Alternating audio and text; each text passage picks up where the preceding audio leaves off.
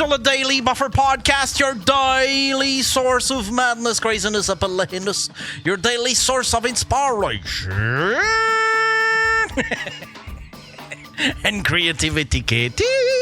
Sébastien! Mesdames et messieurs, c'est une grosse soirée ce soir. Nous sommes réunis pour célébrer une date... une date importante. Hein, c'est les célébrations du 11 septembre aujourd'hui. Bravo! Pas Praise the Lord Jesus. Praise the Lord Jesus Christ. Hallelujah, hallelujah, hallelujah. Vous allez mettre Fly Like a G6. C'est un gros mercredi mature improvisé, mesdames et messieurs. Improvisé à la dernière minute. On a décidé ça quand? Hier? On a décidé ça hier. J'ai Monsieur Faf qui est avec moi. Comment ça va, mon cher Faf? Ça va super bien. Puis je vais introduire notre invité. La dernière fois qu'il est venu, Yann, je sais pas si tu le sais, mais c'était le post-mortem de Jonathan Roy le lendemain. Ah oui! Fait que... Après tout ce temps, il est de retour, monsieur. Ouais, je suis content. Il nous a fait une maudite bonne chronique. Puis là, il revient, il s'est tout préparé. J'ai même moi-même préparé une chronique, les gars. Fait que là, le chat, puis tout le monde, dans les commentaires, il faut que vous jugiez la chronique de Yann. Faut lui donner une note sur 10, la chronique de Yann. Vu que c'est sa première, là, faut qu'on lui mette la pression au tapis, là. Ouais, mais je pense que c'est quelque chose que j'ai déjà fait faire, par exemple. On va voir si ça pogne. Pas encore de se rentrer des affaires dans le cul, là. Ouais, ben, c'est un petit peu, là, juste des petites bébelles, là. Des petites bébelles pointues, là, commande, là, cette fille, là, t'as des bonnes fesses, là, t'es capable d'en prendre. Tu sais, les petits soldats verts qu'il y avait dans le temps plastique, là. Lui, là, faut que tu devines c'est lequel. Celui qui a la mitraillette, c'est lui qui a le bazooka.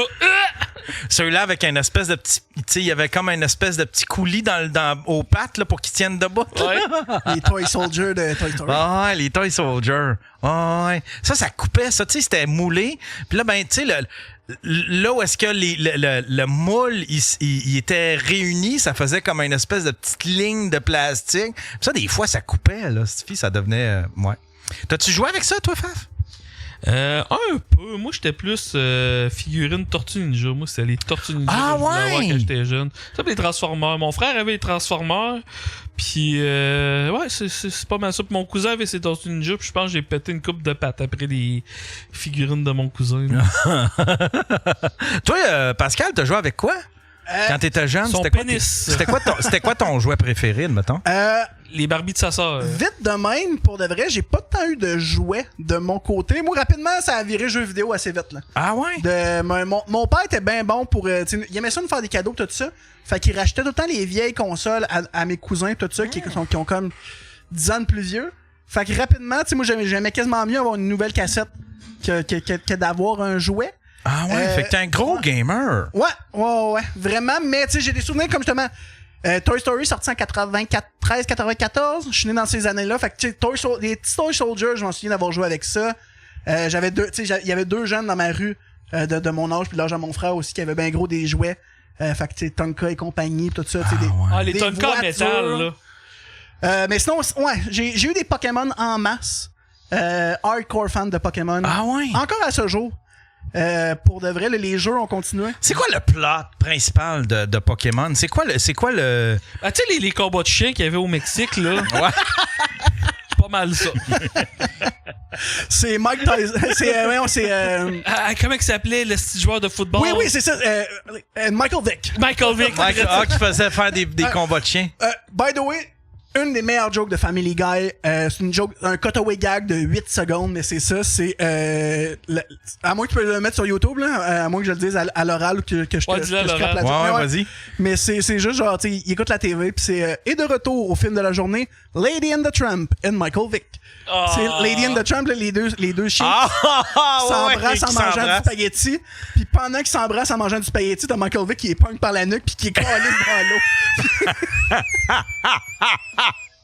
C'est ça, c'est sur YouTube, c'est une joke de 8 secondes. Mais mourir de rire. T'es un gars qui a suivi ça un peu, Family Guy, ces affaires-là? Oui. Ben, c'est ça, tu sais, moi, je l'avais dit la dernière fois, mais tu sais, mais rapidement, mes parents ont élevé des enfants, mais ils ont pas élevé des bébés. Fait qu'à la minute que tu voyais qu'on était assez mature, tout ça, pis tu sais, qu'on était pas trop débiles, genre, te laissait la liberté. Télétobies, tout ça a pris le bord rapidement. T'as commencé à travailler dans les shops à 8 ans, toi? C'est lui qui coupe la coke à la maison. Ils m'ont fait travailler jeune. On était bâtis sur une famille chinoise traditionnelle. Mais non, ça, fait que, rapidement, il a vu qu'on était assez mature, tout ça. Fait que, les Simpsons. Mais là, t'as quel âge, toi? J'ai genre 30 ans dans 2 mois. Ah, Chris, Asti, vous êtes jeune, tabarnak. Pourquoi je vous invite sur mon show, Asti? Caliste, je suis le seul qui peut pas relate avec rien sur mon propre Chris de show. Parle-moi de tes affaires, moi, je suis dans le milieu. Moi, mes jeux, mon jouet préféré, c'était l'homme de 6 millions. Il y a eu des jouets là-dessus.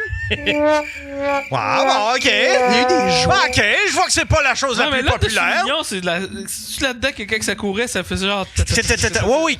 Pour montrer qu'il courait plus vite, il le mettait au ralenti. Puis là, ben, t'avais clac. Puis il y avait deux... Il y avait... Non, mais ça faisait... Refais-les. Clac.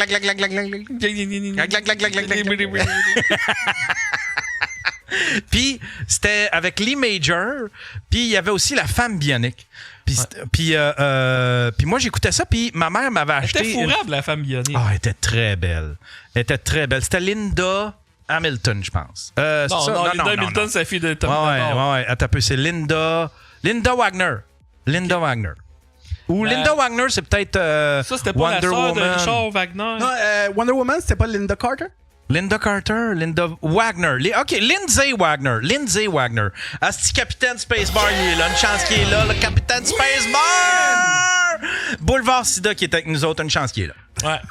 Mais j'avais l'homme de 6 millions, puis... C'était un jouet, c'était quoi? Ouais, c'était un jouet, c'était une figurine, puis les bras étaient articulés, puis il y avait un œil que tu regardais dedans, parce que l'homme bionique, il y avait juste des parties de lui qui étaient bioniques. Fait qu'il y avait ses bras, il y avait un bras bionique, il y avait-tu un pénis jambes, bionique? Puis c'était le jouet le plus pourri, c'était juste un gars habillé en chemise cravate, puis genre, en plastique. Amuse-toi. Puis il y avait un œil bionique qui pouvait voir de loin avec son œil, tandis que la femme bionique pouvait entendre de loin. Puis là, son œil, c'est que il y avait un trou qui était bord en bord de la tête, fait que tu regardais en arrière de la tête, puis c'est comme s'il y avait, il y avait une mire dans l'œil. Fait que là, tu regardais, puis là, c'était comme un petit télescope, puis là, tu voyais plus ou moins, mais ça faisait comme s'il y avait l'œil bien. Puis je tripais sur ce personnage-là. Puis voyons comment il s'appelait. Lee Major, il avait tout le temps un œil plus ouvert que l'autre. Il avait tout le temps un petit look. Puis je trouvais ça tellement beau, là. Fait que je trouvais qu'il y avait de l'air d'un hostie de. Je trouvais qu'il y avait de l'air cool. Fait que je me promenais tout le temps avec un toi, petit. Toi, t'as dû triper quand ils ont découvert l'électricité? Ouais, ben oui, tu sais. je pouvais enfin prendre un break d'aller chercher du charbon. Pour, Watermelon Kid qui dit pourquoi 6 millions. Je connais pas trop l'émission, mais I guess que c'était genre un projet de l'armée qui coûtait 6 millions. Ouais, c'est ça. L'homme de 6 millions, c'est que ça a pris 6 millions pour le bâtir. Aujourd'hui, avec 6 millions, t'aurais un cil puis un coup. C'est un hommage à Auschwitz. 6 millions. Chaque épisode, quand il force trop fort, il commence à faire de la fumée. C'est qui? C'est Daniel Bélanger qui disait qu'il chantait 6 millions, non, ça fait beaucoup. Ouais, non, je sais, c'est milliards, mais si tu changes ça pour 6 millions, 6 millions, ça fait beaucoup. Mais genre, début des années 2000, ils ont fait un remake de ça, je pense. Puis c'était genre Billion Dollar Man, là, maintenant. Là, ouais, ils ont essayé, puis ça a pas fonctionné. Ils ont essayé avec la femme bionique aussi, ça a pas fonctionné. Avec K2000 aussi, ils avaient essayé de faire un remake aussi dans les mêmes années. Genre, je connais juste ça à cause c'était des émissions, tu sais, je me rappelle, ça a duré 1 an à Z-Télé. Ouais, ils ont essayé de ramener ça. Des fois, ça m'arrive d'écouter des reruns de Genie. C'est-tu que t'es belle? C'est-tu que t'es belle? Fuck que t'es belle. Dans le dîner de même avec... Avec un petit crop top, là, un petit crop top, on y voyait tout. Je me souviens pas m'être masturbé là-dessus, Master, maintenant que tu m'en parles. Je vais essayer de retenir. Je vais essayer de me ramener des images. C'est-tu que t'es belle? Même ma sorcière bien-aimée, Samantha, c'est comme ça que ça elle était cute, mais elle avait de la classe. Ouais. Elle avait un look un petit peu plus carriériste. OK. Fait que t'es en train de me Tandis que l'autre avait un beau petit look de truie, là, une belle petite cochonne, là. Elle te l'aurait pris par derrière Doggy Style en hostie, hein? Tu y pognes la couette de même, là, pis... Ah, ouais, c'est ça. Yann aime les toutes croches. Ouais, je pense peut-être que j'ai une petite préférence pour ça. Mais juste avant qu'on change de sujet aussi, on parlait des jouets, tout ça, mais il y en a un qui a écrit Beyblade dans les commentaires. Puis oui, ça, je me rappelle d'avoir eu des jouets Beyblade. Ça, c'était un peu dans le même spirit. D'ailleurs, ça devait être inspiré un peu de ça. De Pokémon, oui, clairement. Mais genre, moi, ça m'a appris une leçon très jeune. Ça m'a appris, tu sais, moi, dans ma tête, j'ai eu une enfance normale, tout ça. Mais finalement, j'étais un petit peu plus riche que la moyenne. Moi, j'ai d'une place qui est quand même très pauvre. OK. Fait que, j'étais classe moyenne dans une place pauvre. Mais nous autres, des modes de même, des jouets de même, nous autres, ça a duré. Les Beyblade, je pense, ça a duré, mettons, 2 semaines. Le temps qu'on aille en ville, s'en acheter tout le monde. Mais il y avait juste moi puis un autre petit gars dans ma classe qu'on avait des vrais officiels de la série. Puis les autres, c'était tout le temps des versions Dollarama pis tout ça. Fait que, tu sais, on avait l'arena toute, on tirait nos 2 officiels qui étaient mieux faites avec du plus gros plastique puis du métal. Clac, on brisait tout. Finalement, ça durait.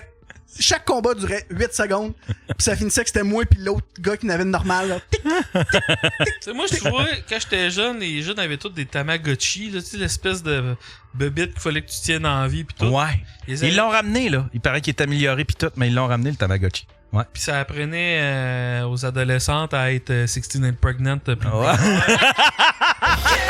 C'est exactement ça. Ah oui, c'était exactement ça. Pis, ouais. mais t'as pas... mais dans une année, toi, c'est quelle année là que genre Yann est pré-ado pis il tripe jouet là? 78? Les derniers jouets que je me souviens que j'ai eu, c'était He-Man. Fait que c'était dans le gros crunch de He-Man dans le temps. 83-84. Ouais, 83-84. Puis déjà là, j'étais trop vieux, tu sais. Je commençais à être 83, j'avais 11 ans. Tu sais, ouais, c'est ça. C'est littéralement... Je me souviens que... Ouais, c'est ça. C'est l'année avant d'aller au secondaire, tu sais.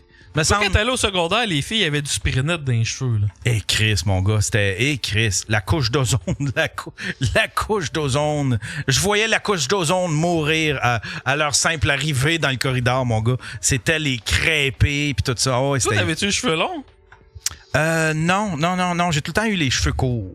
OK. Mais j'ai jamais su quoi faire avec mes cheveux.